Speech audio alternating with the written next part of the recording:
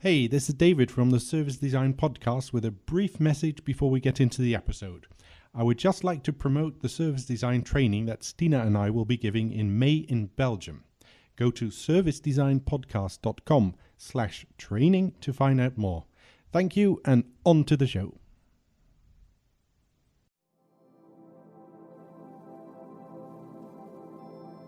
Welcome back to episode 32 of the Service Design Podcast. Today is the second episode in a series where we speak to the 2018 winners of the Service Design Awards. Today we speak with Giulio Fagiolini and Kostja Paschalidis, who won Best in Public Sector. They talk about the importance of data visualization and the value that business design brought to a project for the West Midland Police.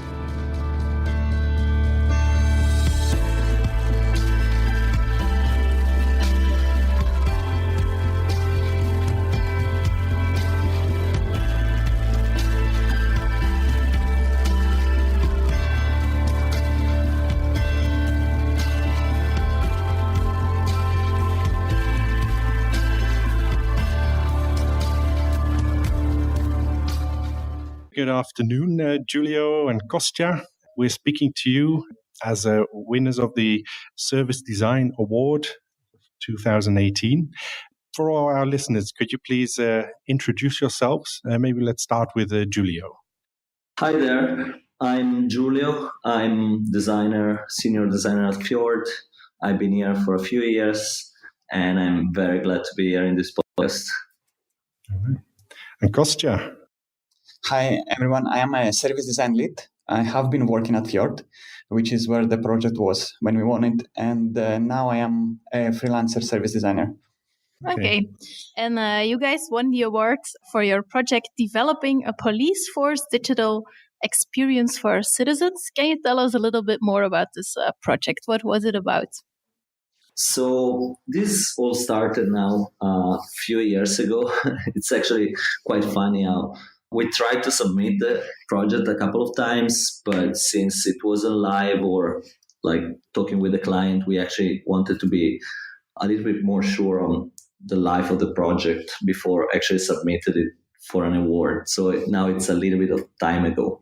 But it all started when the West Midland Police started this transformational change in which they started looking also at new ways of getting in touch with the public, and they came to us to understand how they could do that better. So the first phase was really helping the police to define new ways of getting in touch with the public and to answer specifically to non-emergency calls. So yeah, and part of that was that the police was going from austerity measures, and because of the austerity measures, they wanted to cut down cost. And West Midland Police wanted to do something more better for the customers and for the citizens in some way. So rather than just reducing the cost and digitizing their call center, they thought that they can actually improve the experience for the citizens.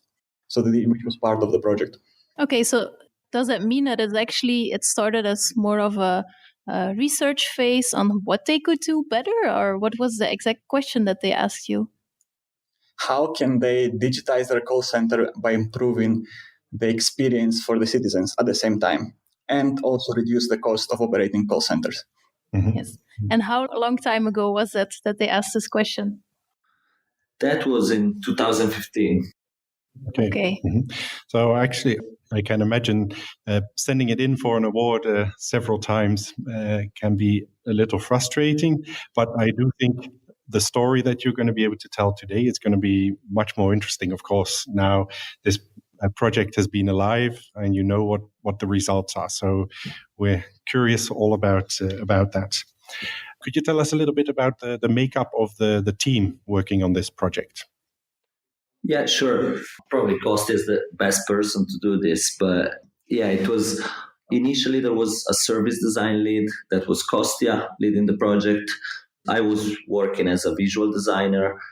There was an interaction designer, a visual design intern, a service designer, and a business designer. But probably it's worth saying that here at Fjord, especially in a research project, we try to have a team that is representing all the disciplines that we have within the company, but at the same time, everybody is working on every activity, especially in a research phase. So visual designer, service designer, business designer were all working within the research, everybody looking at a slightly different angle to what the research was. Yeah. Yeah, and I think for this project, we were trying to do something unique that hasn't been done before, at least from your perspective, when we were merging qualitative research with quantitative research. And because Giulio was an excellent data visualization expert, he managed to focus on the aspect of data visualization of our quantitative data. And at the same time, our service designer were focused on the qualitative data and how we can merge it together. So that was kind of like the setup of our project.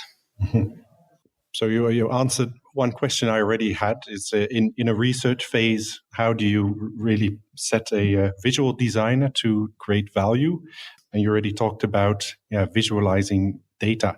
Can you explain a bit what's the difference that you can make by taking time to visualize data? I think there is I want to add a small introduction to here and why it was really important for our project to have data visualization. When we were starting engaging with the public and we started making interviews, based on the time frame of the project, we could have talking to 10 up to 15 people of users. But when we start talking with them, we realize that the complexity that goes when you're dealing with victims, especially the complexity in the victim itself. Like, for example, we were talking with domestic abuse, and most of the cases of domestic abuse that we managed to talk to were women. But when you start seeing the division that's happening within the victims, you have male domestic abuse, female domestic abuse, and within that you have psychological domestic abuse and physical domestic abuse. So whenever we're talking about victims, it gets really, really complicated. And additionally to that, every one of them are really important. So you need to understand all the peculiarity that they were having. So having just qualitative data wouldn't have been enough for us to understand the complexity of the problem we were trying to solve. As a result, we managed to merge both of these cases, having quantitative data and collecting the information that we need about all these peculiarities of different victims that were contacting the police force, and combined together with the qualitative data of the information we have a little bit more in details. It's kind of like what made this project, at least from my perspective, from a setup point of view, more interesting, I guess. Mm-hmm.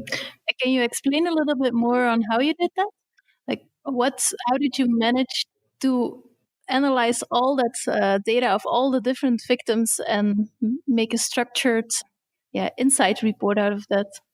Yeah, so initially, actually, another thing that is probably worth saying before going more into detail is the fact that the police was actually collecting already a lot of data around the phone calls. Obviously, it's not data including the names that is being shared with us, but it's general outcome of the calls. How long would the call last? If there were suspects, if the caller was at risk. So there was quite a big effort from the police in the previous year to collect all this data that, data by definition is quite abstract. So start to visualizing this data was actually a really good thing also for them. The first time that we came up with a visualization, we brought it back to a workshop, was actually a very good way of start discussing this data that otherwise would be somewhere probably locked into an Excel file. And at the same time was, even for ourselves, was a really an easier way to start to understand a topic that is actually huge. If you think about all the crimes and all the problems for which people could call the police within the UK. So what we did as a first thing was really bringing this data into visualization tools and start exploring. So exploratory visualization, try, let's say, time by time to visualize it in a different way and see what this visualization could actually offer to us more than actually just reading the insights. Because while qualitative research gives you the why and allows you to understand a little bit better the reason why things happen, when you have, as Kostja was saying, when you have to understand so many things, and this scale is actually only data that can provide you this scale of understanding regarding so many topics, so many crimes, and so many different situations. And we are designers, so we are not, when we start a project like this, we are not experts in police.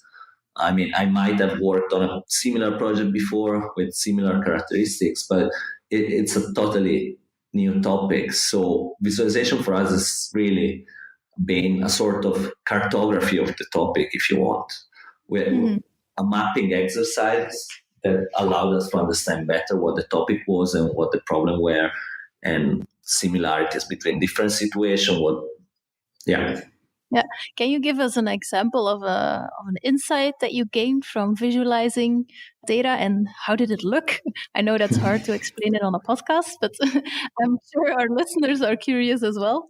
One of the cases was, for example, when we started mapping all the different type of reason why people were calling, and we started bucketing them in this circular visualization. So there were a lot of streams that were starting, for example, from public safety, going to missing person, insecure premises, sudden death, for example. And we started linking, for example, in which of all these cases there were cases in which evidence was collected. We started visualizing these maps that basically were representing all the routes through which evidence could have been collected. And while at the beginning we didn't expect to be something really common to many different crimes, evidence collection, it actually applies to basically any possible call. In any possible call, there is an instance in which the police could have an occasion to collect evidence. So we started understanding that these journeys were not specific journeys, so a journey of evidence collection, but evidence collection should have been a sort of atomized presence within other journeys. I don't know if it's clear. It's quite difficult to describe this kind of maps through audio. Yeah, imagine basically what we got as an insight is that people are calling for an administration call related to just asking for an officer or anything like that. And that can end up collecting evidence. And that is like one of the major insights we got from looking at the information from that point. Mm-hmm. So I'm a bit of a tool nerd, and I'm curious, what set of tools do you use for this? For the data collection, analyzing the data, but also visualizing this data? Very practically, what did you work with? Sure. So, well, the data was actually already quite clean when we received it. So the police did a really good job in collecting this data. When we got it was already in Excel shape. That was the first let's say, format in which we got it, and we started, skimming through the rows and columns. But when it came to visualizing the data, we were actually using RawGraph, which is a free tool available online, which allows you basically to visualize, and is a sort of interface. I don't know how much our audience will know around data visualization, but the main language that you use to work on data visualization on the web is called D3, and it's actually it's not as easy to use to develop, but this tool RawGraph is a sort of interface for D3, so allows you to create quite complicated data visualization, but without requiring you to write any line of code. And it allows you also to download it in a sort of format that is openable by Sketch and by Illustrator. So it's also, you can further play on the visualization within Illustrator. Okay, cool. Okay. That sounds like a real practical tip for others. Yeah, and the best thing is that the tool also runs locally. So you basically copy and paste the data within the browser, but it doesn't get sent anywhere. It remains in your machine, and everything is done within your machine. So even if the data is confidential, you're sure that it's not going anywhere. Mm-hmm. That seemed to be a pretty important topic in your project. Yeah, I actually quite funny. I can actually assure that this happens because the tool has been developed by the University of Milan, where I did my master degree, and I was actually working within the research lab that developed this tool. So I know it by myself. Like, I've seen it with my eyes that the intent, even in building the tool, was building tools that actually give you the ownership of the data that you work with, and they don't send it anywhere. Yeah, great. I also saw that you were talking about data-infused journeys in the article I saw on the SDN website. Does that mean that the visualization of the data that you analyzed, that you also made customer journeys, or how should we see this journey mapping process in your project?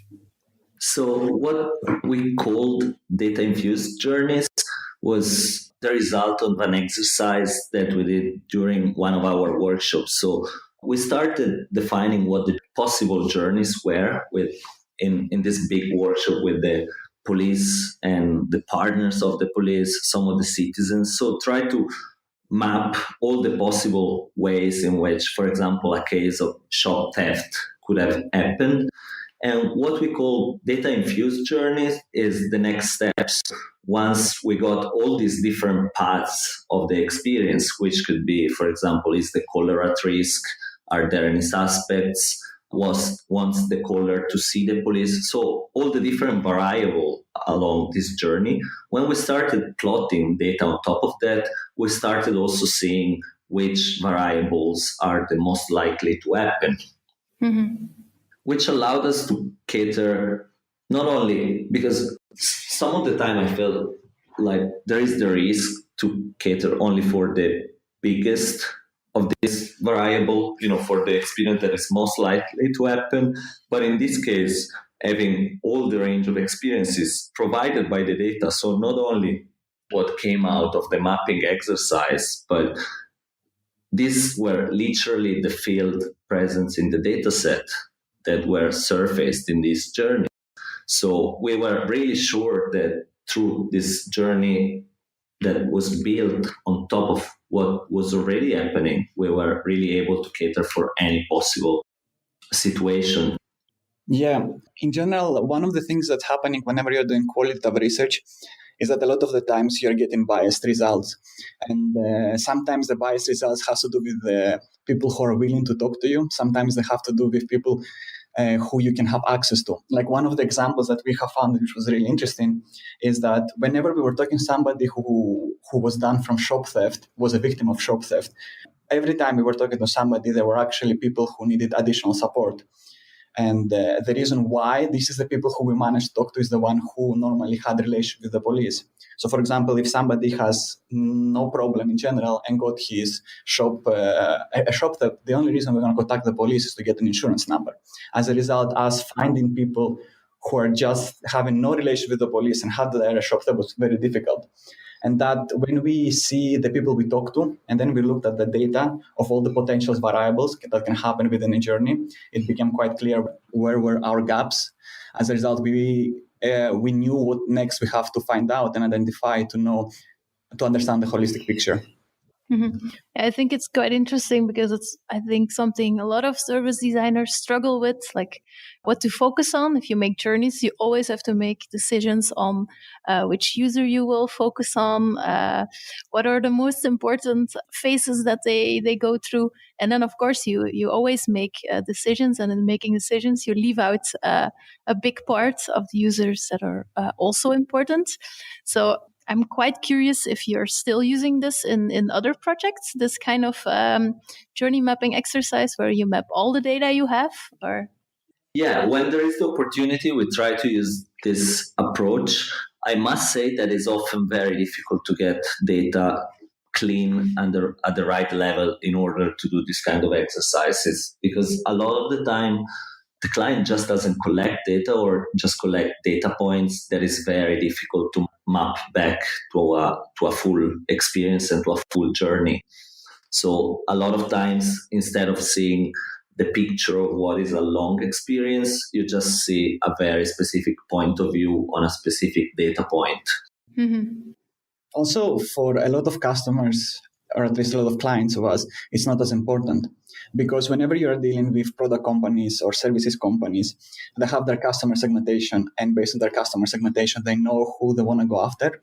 But in this specific case, with the police, there is for them there is no difference if you are in a very small percentage or if you are a majority, because at the end of the day, a victim is a victim and we have to look after everybody. That's why I feel like in this project was really important for us to understand every complexity, because let's say that, for example, you're a victim of domestic abuse and you're in this one specific peculiar place where you are having, like, you're a male and also the domestic abuse is violent, which is like the smallest minority of the situation. You're equivalently as important as anybody else within this spectrum. So I feel like applying this model for this specific project was fundamentally important. Mm-hmm. So does that then also mean you create a one solution fits all, or are you still able to make some things work better for this type of person and this work better for another type of person? Like, is that no segmentation at all, or personas? There is personas, there is segmentation, but what's happening is that, at least this is what we did, is we have created user journeys with multiple variables and multiple possible scenarios that can go for most of the victims. And then out of these, we have extracted specific pain points that have to do on a specific step on each journey for each one of these variables. So imagine it's like a journey that has multiple variables within it and multiple amount set of pain points. And then we collected all these pain points, and then we created solutions for each one of these pain points. When we aggregated them into more general solutions as an overall and general kind of like requirements, so that we can have a more holistic approach that's going to cater for everybody. In some sense, is what we find out, at least, is that for each one of the journeys, you can have like up to 8 variables for all the different complexity. It's just these small peculiarities that can play a different role on what kind of requirements you can end up creating. Mm-hmm. Okay, great. So we heard a lot about the research you have been doing, but you also made a lot of solutions for them. Can you explain a little bit more about what came out of the research and then the design phase, and what you actually delivered and what is now live at the client? Yes, sure. I think that there has been a lot of solutions, but I personally feel there was one which was, I guess, like my favorite one, which says a lot of things on how we understood it, which was the idea of providing information around how police are, what is the process of the police engagement in different crimes.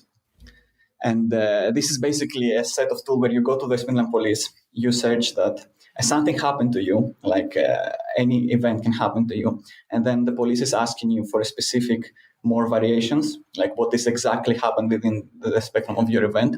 And then they provide you step-by-step process how the police is going to engage with you. And this came out because every time we were talking with most victims of either domestic abuse or mental health, is one of the major things that's happening is that there was a lot of misinformation of what the police is doing. A lot of people felt that they didn't want to talk to the police because police is going to make a big deal out of it. And additionally, it's going to become public and people are going to know about what's happening, when in reality, police is much better in dealing with the situation. And what we have created is a tool that comes from the police. It's not a misinformation that exists in different forums that people are discussing about what the police can do, where you search and we give you exactly the process step by step. And I feel like this is going to help a lot of people understanding exactly what's going to happen when they're going to contact the police and what's going to be their engagement. I think that was personally my favorite one. I can imagine this is a very complex tree of content. Like, if this and that combination, then this is the process that you need to follow through. How do you go about managing such a complex set of content? Yeah, that's a difficult question to answer. It's a long process, and it's a process that in a practical sense is never finishing. Mm-hmm. You're starting with accommodating what we did, it was an information architecture issue. We started accommodating the major things that's happening within the police. So what's the procedure of shop theft? What's the procedure of burglary? What's the procedure of murder and all the additional things? Now you have the basics. Then you go and you start identifying all the additional possibilities. So you have an interview within the process of the police and you start providing content. And then steadily and slowly, you start collecting all the potential procedures that the police is having. All these things are actually documented within the police, and the police has a very tactical way of approaching each one of the situation. And to some extent, this tactical solution that they're having is actually been improved over the years to become better and better on solving these specific crimes, I guess, or helping citizens with dealing with all of them. And you just start recording them, cataloging them step by step, and then seeing what changes required. And out of these changes that requires for the process to change, you start asking the question to the public and the whole thing. But the idea with it is that this is still an ongoing project. So when we started, we had a good amount of it done to some extent. We can say that it was around like 30% or something like that. And the police is continuously working on updating the content more and more. It's a content strategy to some extent. And I feel like it's a never-ending story that's going to keep happening for them. But it's all about just identifying all the different processes and then trying to find what change requires in a process to happen and what change requires to happen so that the process is going to change. And then you start collecting that part and combining them together. Hopefully that answered the question. Yes. And did you already have some results that were measured? For example, more people with things they didn't really dare to say to the police before they were talking about it, or maybe less work for the police agents. Were there already some results of this implementation? Yeah, there were already some results. I mean, when we went through user testing on this specific interface and interaction pattern, already was testing really well and was sort of ticking the box of and answering the question if an online solution can actually solve some problems better than a phone call, in the sense that a lot of people actually told us, I would never call the police to ask certain things because I'm actually scared that the day after they would come in front of my place. Some sensitive issues, people are quite scared, and it takes a lot of confidence before making the phone call, while actually having an information source coming from the police so that actually tells you what is going to happen when you feel ready to report is actually a much more approachable step. So yeah, this worked really well. And actually we've seen there were a few metrics that we were checking after going live, and specifically like people started using the website straight after we launched it. I think the first report was 1 hour after the website was launched. In the first month, we've seen decreasing the time that people have to wait to get to talk with someone once they decide to call.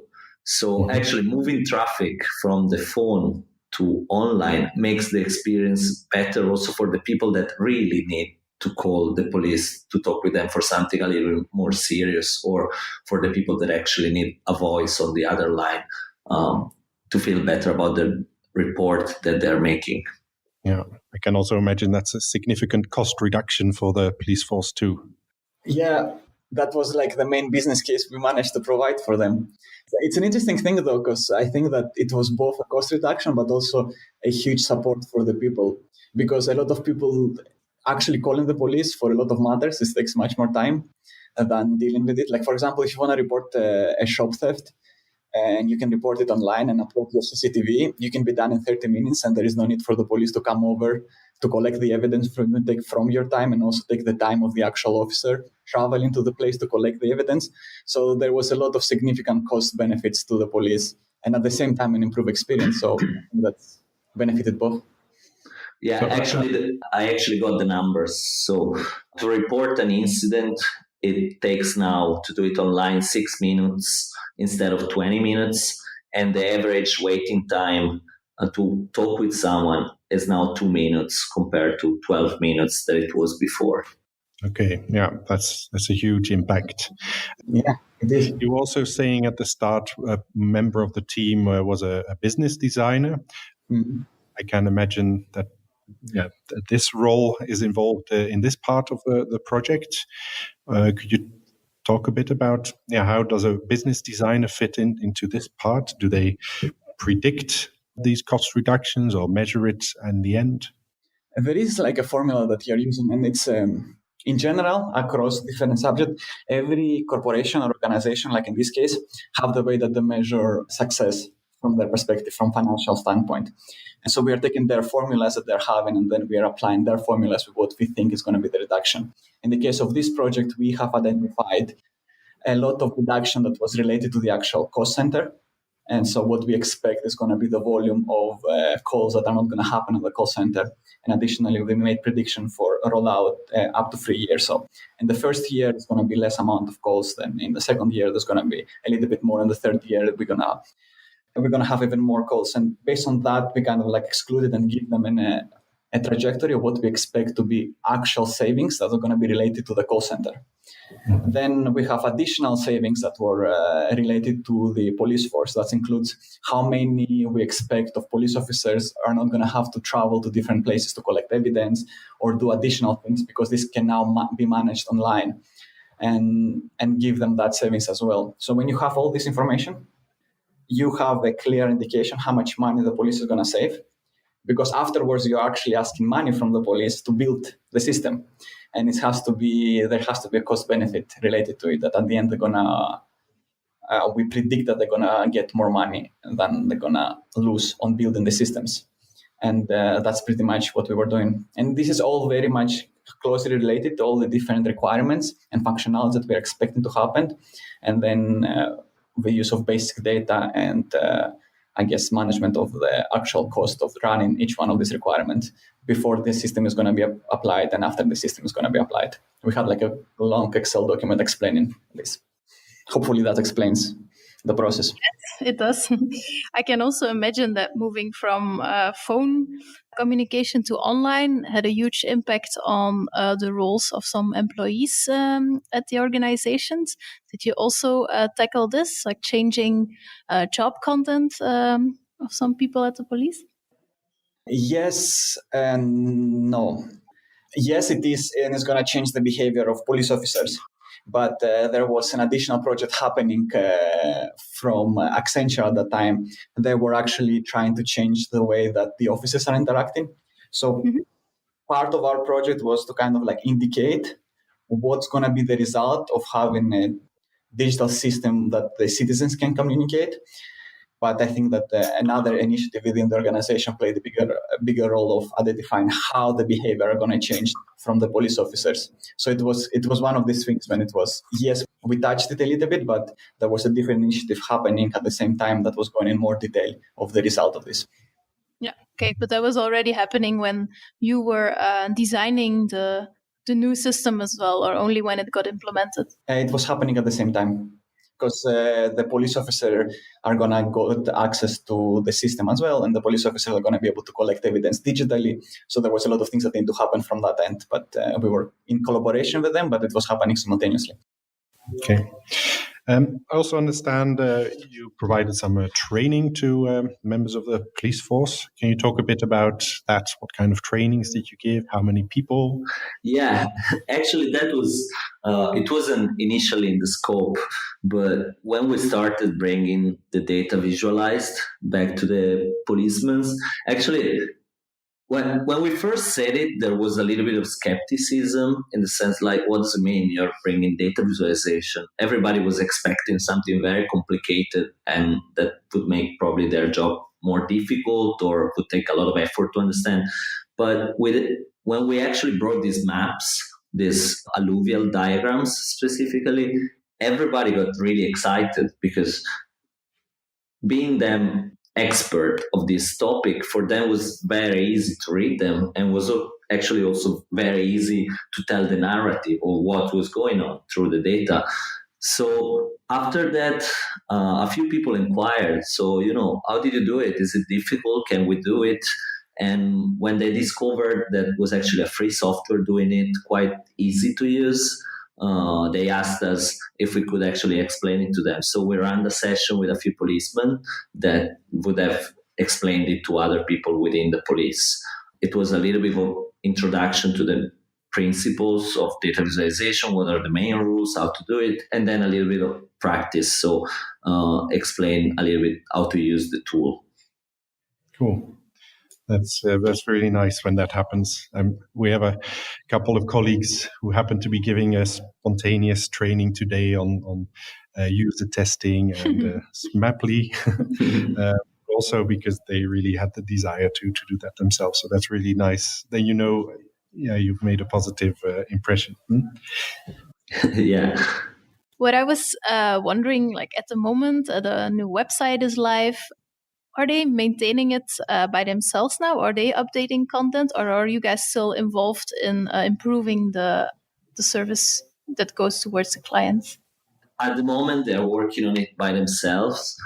Mm-hmm. Also because it's quite difficult when you work in the public sector to maintain this engagement for a long time.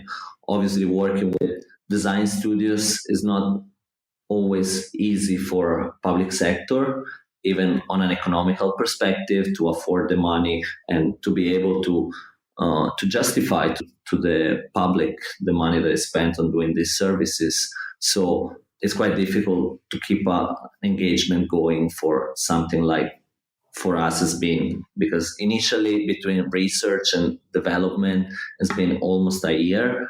And after that, now it's, I think, 1.5 years, couple of years. So we actually stepped back. We are in touch every now and then, because obviously having worked together is quite nice every now and then to touch base and actually understand how things are going. But no, there is no work involvement at the moment on this service. Okay, so you won the award for this project. What does that mean for you, but also for the police, for your clients? That has been great for a few reasons, because initially, like as I told you at the beginning, it took so much work to get the authorization to share this project, especially, the topic we're talking about, public's data. There was a little bit of resistance in order to submit it to a competition and, saying actually what the police was working on, but also waiting until it's live. So it took a lot of effort and basically 3 different draft applications before I got the final approval. So it was a little bit of a victory to show that actually it was worth doing it. And I guess for the police, it was actually also very nice, because it was really an endorsement, especially when you work in sectors that are not usually so involved with design and new methods. And with the digital attitude that maybe it's very common in certain environments in London, but when you go out in the real world, maybe it's actually quite difficult for some of those people to make the argument to use our methods and service design in contexts that are not the most common for a service design approach, or are not just used to it. And I guess for them, it's really a confirmation that what they're doing is the right way, and they're getting some results, and the community appreciate what they're doing. So, yeah, I think it's been a great endorsement. They were really happy, and it probably helped them also within their organization to user-centered design even more than they did in the past. And for you, Kostja, as a freelancer now, what does this award mean to you? The one was born in October, so I haven't seen yet the result of it on my job. I'm going to start looking for the next project at some point. So when it's going to play a bigger role, I don't know. We'll see. But I think, like, for me, the most fascinating thing is that I can call myself an award-winning designer. And I think it's kind of a joke, but also it's fun to say that about yourself. So I don't know. It's a nice experience. I think it's validating the work that we did. And for me personally, this is my favorite project by far I worked in. And the one that I put the most passion I have put in for, and had a lot of fights to do the things that I wanted to do the way we did them as all of us together. And it was difficult to convince sometimes, and getting the award now, it's kind of feel like it was worth it a little bit. And also the fact that the project is live as well. Great. Maybe a final question. Do you guys have some tips for other service designers that really want to dive into data visualization?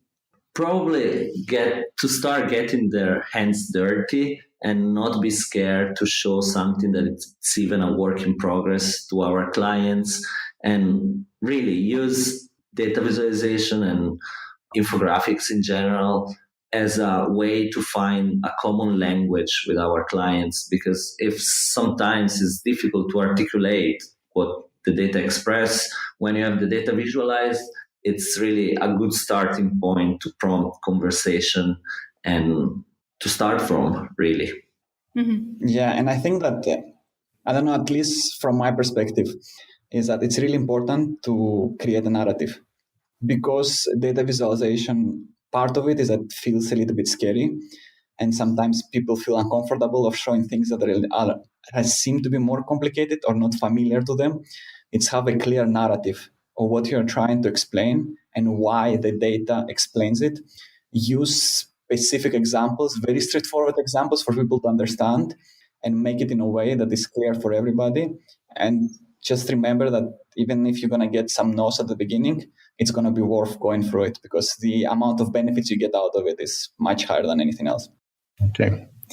So, and if people want to find out more about you or get in touch online, where can they find you? I'm on Twitter. My name Giulio Fagiolini, and happy to answer questions around the projects or share a bit more about my experience, or even some more tips on how to use data in a service design context. Yeah, I am on Twitter as well, at Purofu, Purofu. I guess same thing. Okay, excellent. We'll make sure we add those to servicedesignpodcast.com. So if you listeners go there right now, you'll be able to find links to Giulio and Kostja and see some images of the project. Giulio, Kostja, thank you very much for taking the time to talk to us about this inspiring project. I've learned a lot of practical things already that I know I'll be using soon. Thanks a lot and good luck with what's to come. Thank you for inviting us. Thank you so much. It's been a pleasure to talk. It was a pleasure. Bye. Bye-bye. Bye-bye. Bye-bye. The Service Design Podcast was brought to you by the Service Design Network and Night Moves. For more information, previous episodes, or to join the conversation, please visit servicedesignpodcast.com. For more information about the Service Design Network, visit service-design-network.org, and for Night Moves, visit nightmoves.be. If you enjoyed this episode, please consider subscribing to this podcast. The intro and outro music is from If the Stars Grow Dim Tonight by Hydrogen Sea featuring I Will, I Swear. Until next time.